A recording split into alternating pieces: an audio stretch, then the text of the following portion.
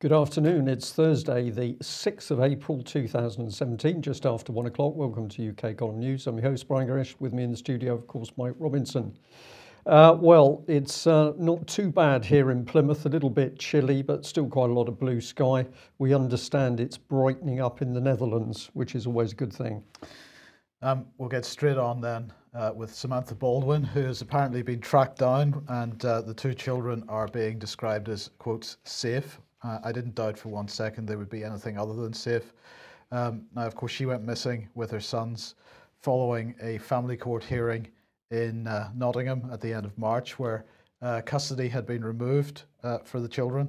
And so she disappeared. The children were considered to be under a court order, and the police then created a furore in the media, a manhunt, if you want to call it that. Spent lots of money on tracking her down. That's finally been done. And they have also arrested two women, aged 62 and 36, on suspicion of assisting an offender, and they've been released on bail.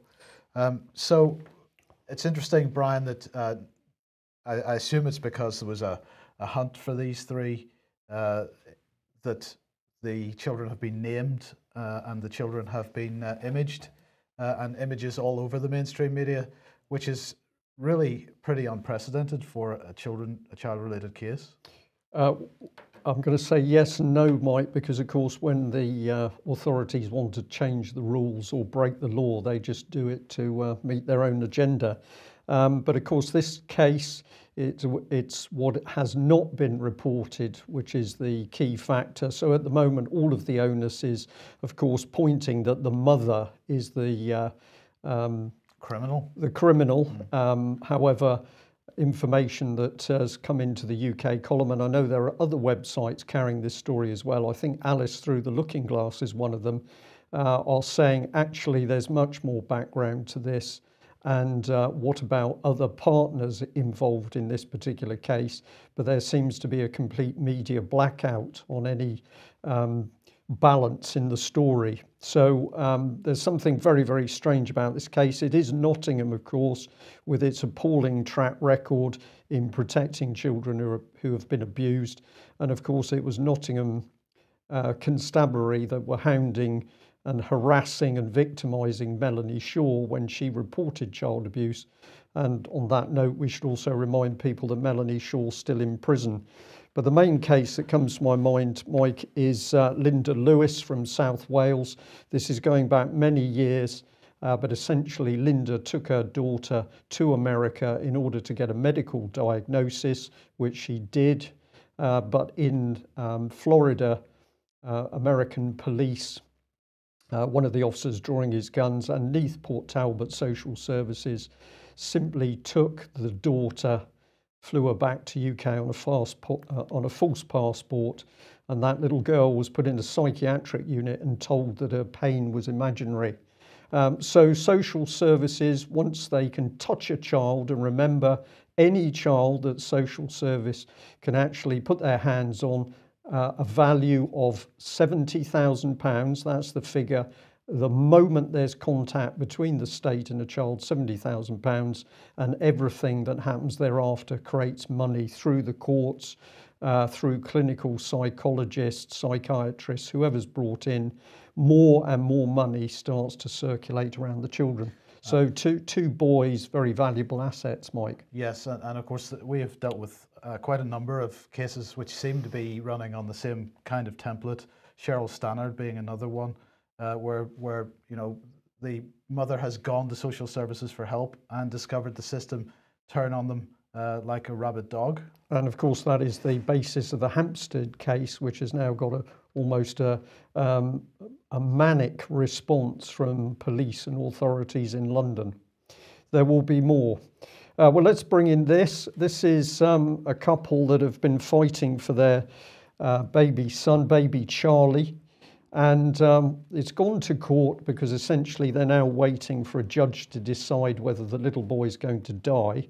But it's a tragic case, but what is of great interest in this case is that the parents are saying that basically doctors at Great Ormond Street were hampering what they were trying to do to actually find cure for their little boy themselves. And it's a little bit small on screen, but this is some of the text. It says, the Great Ormond Street medic, who cannot be named, said Connie Yates and Chris Gard's hunt for hospitals around the world to save the little boy had delayed the decision about their son's fate. The court heard that when Charlie's parents started researching his condition themselves and contacted experts around the world, one of his Great Ormond Street doctors described this in an email as parent-driven and a spanner in the works. So this was pretty aggressive stuff. And the last one here asked if it was an appropriate way to describe parents on a hunt for treatment for their child. The doctor replied, "It's a bit clumsy, but I was trying to suggest that our previous decision to take this to the court as urgently as we could was being held up by something being explored that needed to be explored." So I think there was a sudden change of heart by that doctor in the court. But we have heard this many times from parents, that when they've challenged the medical profession over what has been happening, treatment in hospitals, care of patients, doesn't have to be children, can be elderly parents, that there's been a very aggressive response from those doctors, of course, fully supported by the General Medical Council. Other news, still with the Mail, amazingly enough, the headline on this is Vegan Mother is Forced to Vaccinate Her 2 Children after High Court Judge Overrules Her Objections. This was a pretty unfortunate case in the sense that it was a mother and a father having a different view on the merits of vaccination. The mother deciding for herself that she did not want her children to be vaccinated, the father saying that the children should be vaccinated. And what has unfortunately happened here is that this has gone to court, and now we seem to have a precedent being set once again of the court overruling the decisions of one or other parent. You know, she is looking at this on the basis that she does not want her children vaccinated, that she's not convinced that vaccines are safe, and that she's not convinced that vaccines work. And so, you know, the court has decided that her view is not appropriate, and that the children will be vaccinated forcibly. That's not the best situation for a liberty standpoint. Absolutely not, and ties in, Mike, with the named persons scheme in Scotland, where a lady member of the Scottish Parliament said quite calmly, well, don't worry about our system because parents will also have a role in bringing up their children. So now we've got clearly in England, parents, your children are not your own. A judge can be in a secret court, not a jury. A judge simply decides that your child can be injected, even though we're seeing more and more evidence of dangers of vaccines. Right. Well, let's move on to Syria once again, and of course the gas attack, the alleged gas attack, continues to dominate the headlines. This is the White Helmets video that was released, at least parts of it, released to show what the aftermath of this event was. These people allegedly having suffered from sarin nerve gas, or sarin seems to be still the words that are being used in the mainstream press. So we have autopsy reports from Turkey now, because apparently some of the bodies were taken to Turkey, and they're saying that it was nerve gas. Can I just interject here, yes. Mike, and say for viewers, just look at the way these people are handling victims who are apparently, who are suffering. They're being lifted around as though they're bags of cement. It's quite extraordinary. Right, and the question is, what were the circumstances that caused this to take place? We have commented on this in the past with regard to the white helmets. You can see the guy there with white helmets, and there's a guy will appear in a second with a white helmets hat on. So this has all come from the white helmets, and we've commented on their standard of medical care in the past. And so if these people have in fact been affected by some kind of chemical attack, the question is, Brian, how much extra damage has been done by the lack of care and the handling of these people? Well, in this clip at one point, or in part of the film that this clip is taken from, as one example, you can see an adult who is dumped on top of a low loader trailer to the extent that you see his head hit the metal deck of the lorry. So this is very brutal, callous handling of people severely injured. But we've got to be accurate, and we have to be graphic in this. One of the symptoms of sarin poisoning, the effects of that nerve gas, is that people invariably vomit and they lose control of their bowels. So you are going to end up with people whose clothing is badly soiled, and this is not what we're seeing here. The hosing down, I believe, is a crude attempt to make it look as though they are dealing with some form of nerve agent, that they're washing it off. But the reality of the case is that these things are so dangerous and so toxic that nobody without a respirator or with bare skin could possibly get near one of these victims, certainly for a good few hours.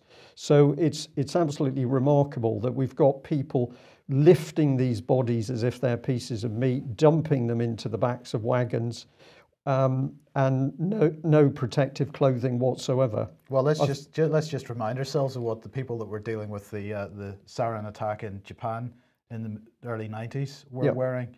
This is the type of thing that people wear whenever they are dealing with sarin or similar type of nerve agents. Well, this is obviously a civilian team, but they're fully dressed up. The rule is you cannot have any bare skin whatsoever, rubber gloves, a full protective suit, and you've got to have at least a specific respirator or a proper full breathing outfit. And these are the protections that have to be taken if it is this type of nerve agent being used. So there is a lie about this whole incident. Of course, we picked up the Times for claiming that it was sarin. Absolutely no evidence whatsoever from the British newspaper, the Times. We challenged the journalists. What we see is snippets of information cobbled together. And now we've got the white helmets abusing people who have clearly suffered something. But the story appears to be all based on the lie that a chemical weapon, sarin, has been used.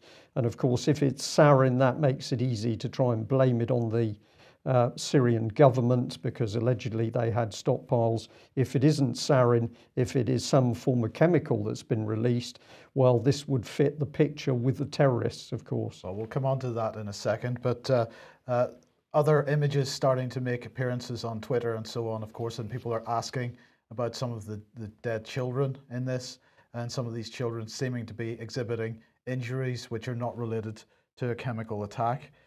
So these children having head injuries which look more like the type of blunt force trauma you might receive at the end of a rifle butt, is what is being alleged in this tweet. What exactly is going on here? We have time and time again reiterated the fact that the white helmets are effectively Al-Nusra Front. They are Al-Qaeda. So, we've got to take everything, any video that is labeled a white helmets video, with that in mind. And let's just highlight this tweet. This is from Sarah Abdallah. Wow, this anti-Assad reporter, in inverted commas, tweeted about the sarin attack in Syria 24 hours before it happened. Still think nothing fishy is going on.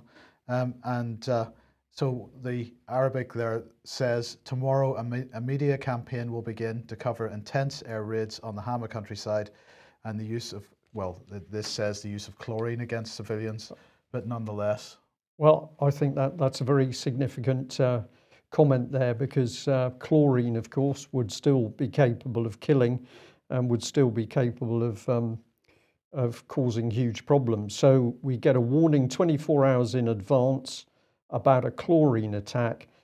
Is the Assad government at the stage where they're starting to get the country back together? They're opening dialogue, possibly through to America. Is Assad going to use chemical weapons? Is he going to use sarin? This does not make sense at all. No, it doesn't. We're going to come on to that in a second as well. I'm jumping ahead there, It's Mike. absolutely fine. But let's just remember that, of course, you mentioned that Assad may have had sarin in the past, but also the Syrian rebels have been identified as having sarin nerve gas, because, of course, as Vanessa Beeley has said on many occasions, chlorine and sarin have been picked up by the rebels as they had taken control of Syrian military facilities. Yeah. Now, back in December 2016, 21st Century Wire with Patrick Henningsen, interviewed an MIT research affiliate, a former US congressional staffer, Subrata Gushroy, and they discussed his analysis of the United Nations report on the alleged Syrian chemical weapons incident in 2013 in eastern Ghouta in Damascus. And he was explaining how unqualified people were posing as experts at that time, delivering bogus evidence to the UN at that time, and that resulted in fraudulent conclusions in the UN report. But at the end of the day, the evidence isn't there. And for example, as a number of people have been pointing out across the media over the last 24 hours, this could quite possibly have been a normal, if there's anything normal about it, this could quite possibly have been a normal air attack by the Syrian government on terrorists in the Idlib area, on an arms dump which contained chemical weapons, in which case the Syrian government is not responsible for the chemical release, because the weapons should not have been there in the first place. And bearing in mind that most of these so-called rebels are Western backed, then it's down to our governments to make sure that those people don't have that type of material. Yeah, and evidence, a lot of evidence that the terrorists have been using schools as bases from which to conduct the fighting. So children automatically put at risk if they're in the area. Absolutely. Now, I just want to remind everybody about this one, because this, excuse me, demonstrates how easy it is to manipulate the news. This is a Daily Mail once again. For a report from a year or so ago, Iraqi special forces poised an eastern edge of Mosul, and in it were images of a car bombing, and some children standing behind it. And if you remember, we highlighted the gate there, and we highlighted the graffiti on the wall. There's another image of it with the gate and the graffiti, and then we showed this. There's the gate and the graffiti from a video clip. And let's have a look at the video clip, because this is very telling. So here we have a guy standing at a car beside the graffiti on the wall.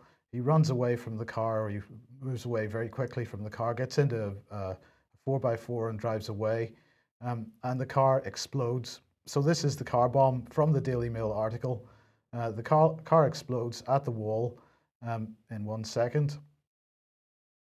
And as soon as the car has exploded, the dust is just about to clear, and the next thing, the crisis actors run on stage, and the next thing we have what is a media story of people lying injured and apparently dead. At least this is what they're pretending to be.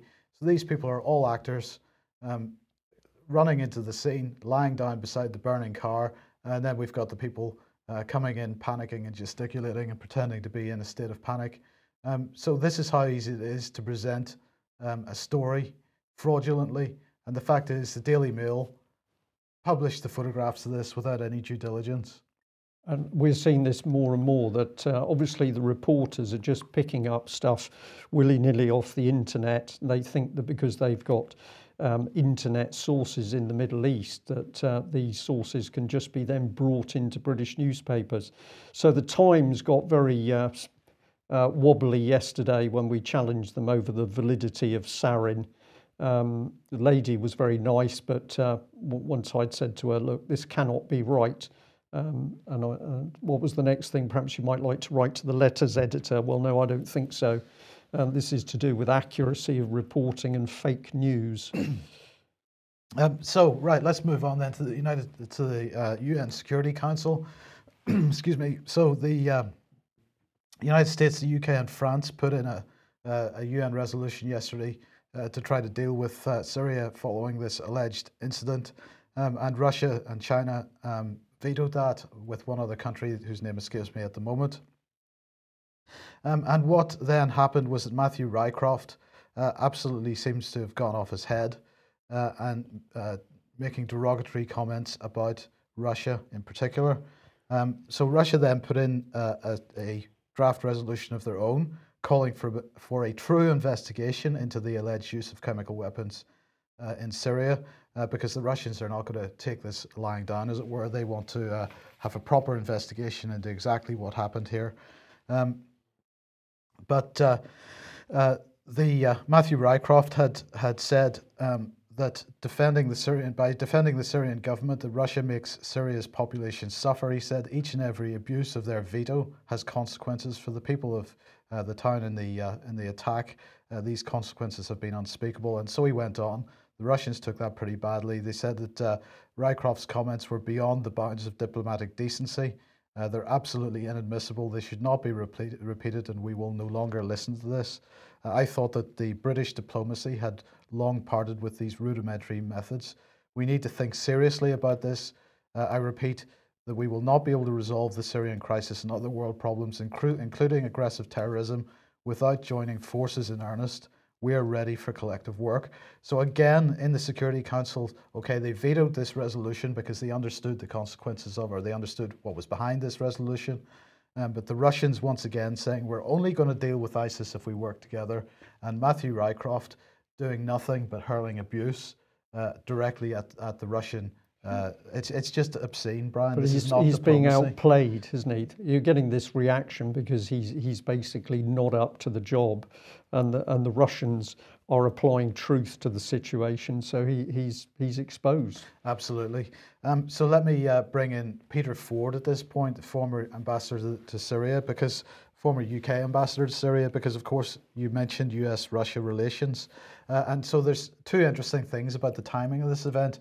The fact, number one, that it happened at the moment that Boris Johnson was in Brussels to discuss Syria at that big Brussels meeting that we covered yesterday, and also the fact that the US, at least Trump, was clearly making roads towards normalizing relations with Russia. And of course, this is exactly the problem. This event seems to have turned that around. So Trump said the attack, quotes, crosses many, many lines, and that was really referring to what Obama had talked about in the past with the red line and all this kind of nonsense. Trump said, I will tell you what happened yesterday is unacceptable to me, he said, and I will tell you it's already happened that my attitude towards Syria and Assad has changed very much. And then he was asked whether he's going to formulate a new policy in Syria, and Trump had said, you'll see. Well, we've hinted that perhaps there's already a new policy on Syria from the United States, but nonetheless, Rex Tillerson heading over to Russia next week, and what effect has this event had on those meetings? Sorry. So here we have Peter Ford, as I say, and he was giving an interview on Sky News, and he basically said, now, if the jihadis wanted to complicate tasks, Trump of making America's policy more sensible, America's policy with regard to Syria, that is, they wouldn't have gone about it any other way than trying to mount a piece of fake news like this. So that was referring to the chemical attack. He's quite clearly stating his view that it is a piece of fake news. Yeah, it's fake news, but the key question remains, where are these children coming from? The children are either clearly dead or seriously injured in some way. It's almost like children being held for props by these people. There's something very, very dark and sinister going on here. And of course, we're not seeing any questions from the BBC or any of the British mainstream media into what is actually taking place. There's just this continuation of pumping out stories based on not a lot, no proper investigation. It's serious state of affairs, Mike, I think. Brian, the evidence that Vanessa Beeley and I are seeing is that ISIS is directly involved in people trafficking, in children trafficking for sex, and for other things. They're trafficking children. They're using them for medical experimentation. They're using them for organ trafficking. That's absolutely clear now. When you say, where have these bodies of children come from? ISIS are doing some really nasty stuff with the cooperation of our governments, it seems. Yeah. And that needs to be dealt with. And then just to mention cooperation of our governments, it's not just cooperation of governments, it's also cooperation of our mainstream media. And this is a disgrace. This is The Guardian carrying an article from Raid Saleh, the head of the White Helmets. The jury is no longer out. The jury has decided, because the White Helmets, as we've said many, many times now, too closely linked to Al-Qaeda and Al-Nusra Front, for this to be an acceptable publication within The Guardian that his propaganda is just distributed in this way. This man was refused entry to the United States twice last year because of his direct links to extreme terrorism in Syria, and why The Guardian is publishing articles by him. I can offer no explanation for that. Well, perhaps the United States will now say that they're not going to let anybody who works for The Guardian into America because they're assisting terrorists. That would be an interesting state of affairs. Well, let's bring in local Tory MP Gary Streeter, my personal MP. This is the man that doesn't want to talk about the state of the military. But in yesterday's Evening Herald, local Plymouth newspaper, I spotted this article. His say, Gary Streeter, Conservative MP for South West Devon, fanatics will not destroy way of life. And this is an article about what it was like to be in Westminster while the terrible terrorist attack in London was taking place, how they were ushered into rooms, how they were informed, how people were phoning their families or being phoned by their families to make sure they were all okay.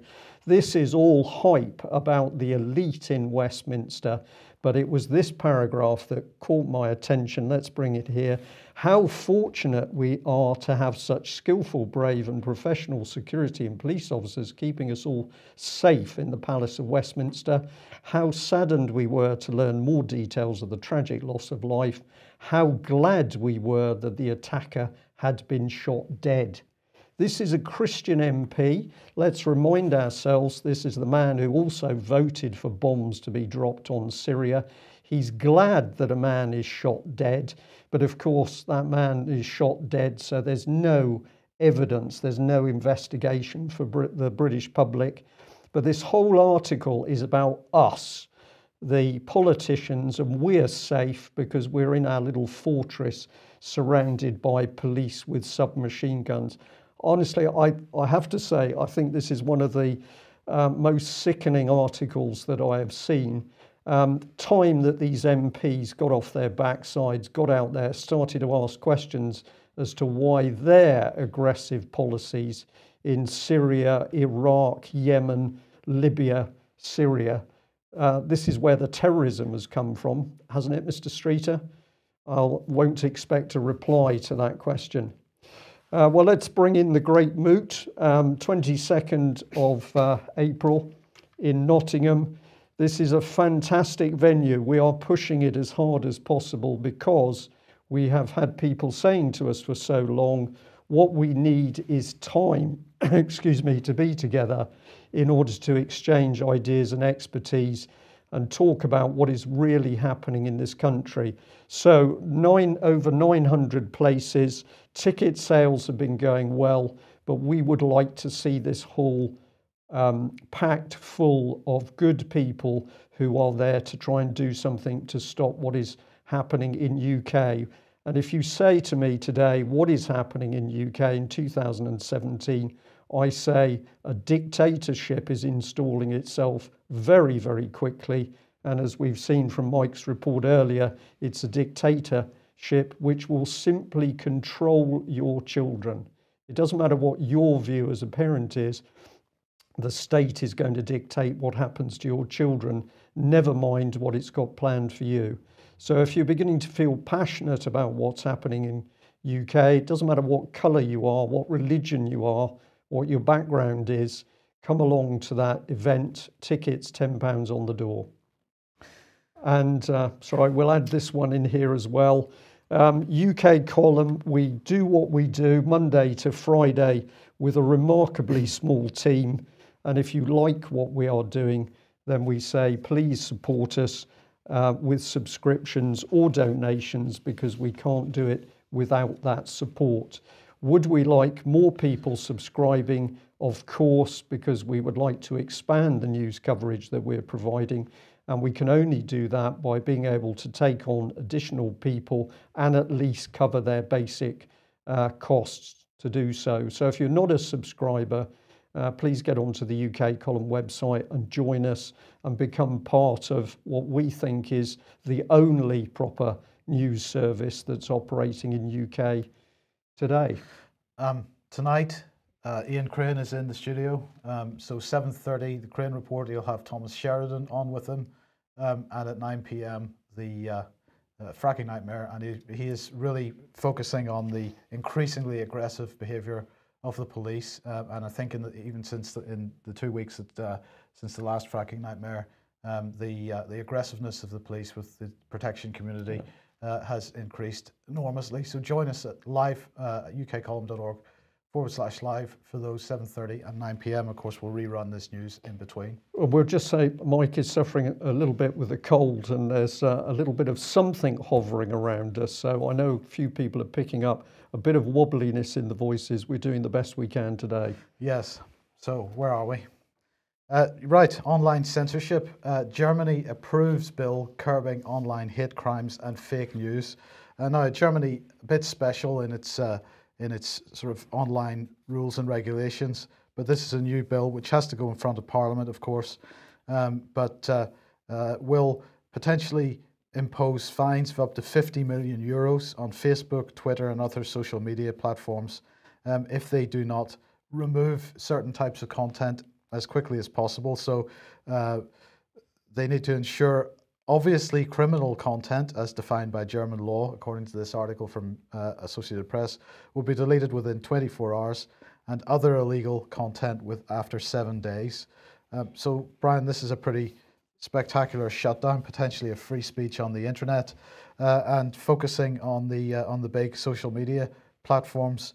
I think maybe this, in a sense, would be a good thing, because at the moment, unfortunately, we have 2 or 3 really big social media platforms that are basically monopolies, and if they start through this type of coercion, being quite draconian with the type of restrictions they place on content, that might force people. We might see a bit of a diversification of the types of platform that we get to use. Interesting standpoint, Mike, and it dovetails in extremely well with this. Let's bring on the big boy, which is Google. This is day 3 of silence from Google after I sent them an email simply asking for more details about the takedown of the Holly Gregg Justice blogspot. So the website that had over 1.7 million views, with people looking at the details of the cover-up around the abuse of Down syndrome Holly Gregg. Google, when I called them this morning, very, very jittery.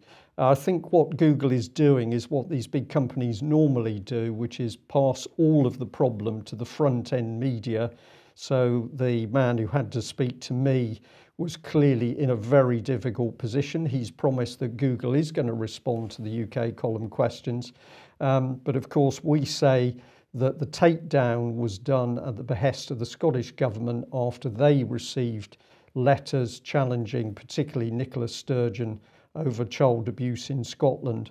So very interesting to see multi-billion-dollar company, but you bring in the truth and suddenly it's starting to get very wobbly indeed. Right, so we took a little look at we took a little look at Google's track record in free expression. We've got Google Take Action here, free expression, and they say, well, it's vital that we have free expression over the internet because that's the only way we're going to have freedom. So well done, Google, but it appears that if you are campaigning to stop the abuse of children, then Google is getting a little bit wobbly about whether it still believes there should be free speech. We can come in on this one. Google battles for internet free speech. This is CBC News. Google brings internet free speech battle to the Supreme Court. Do go and have a look at this particular article because the main thing is very interesting to read. And what have we got here? Armed with the support of human rights and civil liberties organisation, Google is at the Supreme Court of Canada on Tuesday to appeal a ruling it says poses a threat to freedom of expression and access to information both in Canada and around the world. Google wants to overturn a Canadian ruling, it says, which could pave the way for countries to use their courts to block worldwide access to any internet content they don't like. And here we've got Google apparently helping the Scottish government to do exactly that. Is this to close down a porn site? Is it to close down a child abuse site? No, this is to close down a site which is posting publicly available evidence that the Scottish government has been complicit in covering up the abuse of children. So you couldn't get more hypocritical than this, Mike, and I wonder whether it's why Google's taken 3 days so far to come up with a response to a very simple question. Well, let's give them a little bit more attention.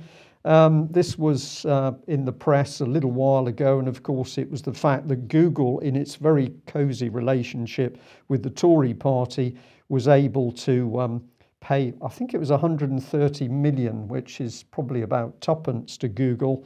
But of course, if you've got friends in the Conservative Party, and this is Eric Schmidt from Google in 2006 talking at the Conservative Party conference, if you've got the right friends, you can adjust your tax bill appropriately.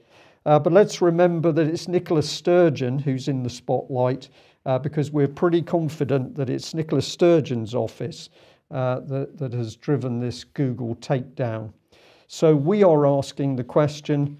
My question to our audience today is, how many of those of you watching or listening to us today have also been emailing the Scottish government and Google to ask what this massive attack on free speech is all about? Right, a couple of defence stories today. The Light Dragoons, the British Army's Light Dragoons, have arrived in Poland as part of the UK's commitment to NATO's enhanced forward presence in Europe, so that's good stuff.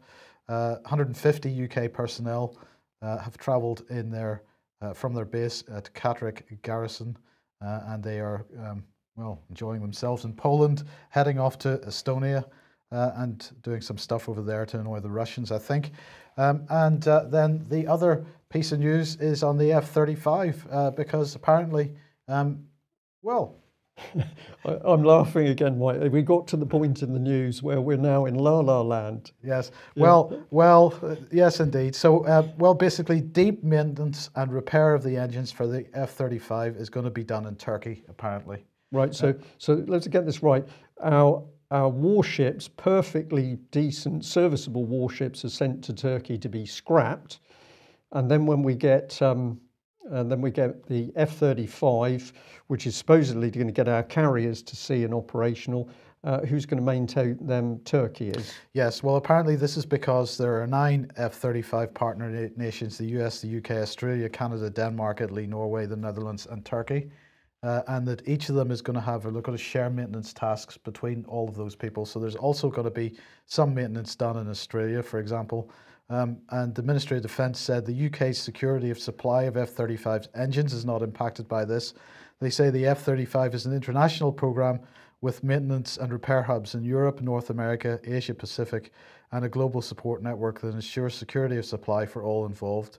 The UK, along with the other F-35 partner nations, benefit from this approach and the efficiencies it delivers. Efficiencies. Right. So we can't do it ourselves because that would be inefficient, but we're going to give it to Turkey to do, because that obviously the Turks are a lot more efficient than we are. Yes, because if you've got a broken F-35, the best thing to do is to ship it halfway around the world in order to fix it. Yeah. Yeah. Well, this is really excellent. I look forward to the response from those retired senior British military officers. Perhaps they could take a day out from the golf club to actually wake up to the reality that Theresa May and Michael Fallon are now simply taking Britain's military apart. Of course, the light tank, the Dragoons, they're going to Poland, Mike. This is all to give the public the idea that everything's okay. Yeah. So you give the public the impression we've still got military, but behind the scenes it's being dismantled. Right, just briefly, piece of fake news from The Independent here. UK government in secret move to boost relations with Russia. Now, to be honest, I looked at this headline and said, well, I'm not even going to bother reading the article, because the headline told me straight away that this is fake, because it's not a secret move if The Independent is publishing it. Well, the Russian embassy decided they would make a little bit of poke a little bit of fun at this. So they said, "Keck, but one can't secretly boost relations while scolding your secret love in public. Why not let why not let oneself go?" So the Russians once again taking it in a certain way. But I have to say that their dry sense of humour that's coming out, they're doing exceptionally well. I feel a certain engagement with this sense of humour. Yes. Yeah. What more can we say? Yeah. We've got 5 minutes. So okay. Well, yeah, we'll carry on. This is me. This is you. Oh, sorry. Right, foreign aid. Now it soars by 1.2 billion pounds. This again, Daily Mail, and I cannot get to grips why they do not attempt to join the dots. So they're busy complaining about foreign aid spending by the UK, which has promised to spend 0.7% of national income on overseas projects every year. MPs and various others commenting that the 0.7% target has to go, but the Daily Mail not explaining in any way why the government is spending this money in the first place. And in fact, if you read on down through this article, they have a section entitled "How They've Lined Up for the UK Overseas Cash Handouts," and it shows a picture of some people in Pakistan or somewhere like that queuing up for cash through the overseas aid budget. And in the text they say Britain gave £4 million to Ethiopia's version of the Spice Girls in a wider programme aimed at empowering women in the East African country. A further 5.2 million was granted to an all-girl pop group, and so on. So they're making fun of this, Brian, and they're not looking at the cultural implications of the British government putting £4 million into an Ethiopian version of the Spice Girls, or the cultural implications of £5.2 million going to an all-girl pop group in other countries. They're not looking at what this money is being spent on. This is British soft power. This is what the first Sea Lord said. Let's get the aid in, because by getting the aid into countries, we can get British power into those countries. Right. And so does the Daily Mail not yet understand what Theresa means by global Britain? This is what she's talking about. Well, I think the answer to that, Mike, is they don't, because their journalists haven't got the mental acumen to actually grip this sort of analysis. All they're interested in doing is being at the desk, churning out the stories, getting paid at the end of the day. So this is the state of Britain's press industry at the moment. Well, let's bring in Mr. Khan, because, of course, he's heading up one of the biggest world city-states in the making. And he said this: across the country, more than 40,000 people die because of poor quality air, to which we've added, except they don't. This is all part of lies, damn lies and statistics. But of course, probably the first thing to say is maybe Mr. Khan has been sussed by Guido Fawkes, who's put up this, that it's very interesting. If you have a look on his page, there is a typo here, which I'll apologise, I'll point it out in a moment. But basically, what were his pre-election promises? That he was going to build 80,000 homes a year, he was going to plant 2 million trees, he was going to reduce bus fares. That should be. That's unfortunate, isn't it? And all of the pledges have not been kept. So Guido says, don't trust this man. But what is he doing? He's getting charging in. Date announced for London ultra low emission zone. It's going to have extra charges whether you've got a diesel car or a petrol car. And the BBC here pointing out that Mr. Khan had recently been across in Paris talking about air pollution. So this is what it's going to do. Charges of £12.50 to drive through central London. Buses, coaches and HGVs will have to pay £100. So there's nothing about raising taxes.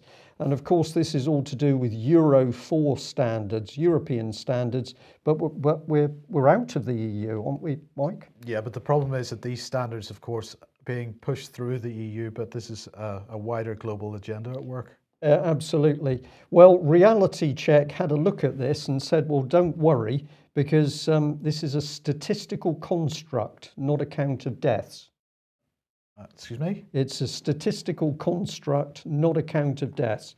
With an eye on the clock, we'll say to people, go to BBC Reality, because the last thing you're going to find there is reality, but you can find an explanation, but not an explanation of what a statistical construct is. We went somewhere else. We went to the Office of National Statistics, where it states very clearly that the death rate in 2016 is the second lowest since 2001.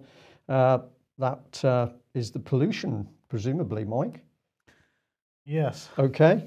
And here we are, the European Union in force, Euro 6. This is the European Union directive which is driving the raising of taxes in London, but we're out of the EU. Yes. And we'll end there. Thanks very much for joining us. We will be back at the same time tomorrow, hopefully with David Scott, Northern Exposure, reporting from north of the border. Thanks for joining us. Bye-bye. Bye-bye.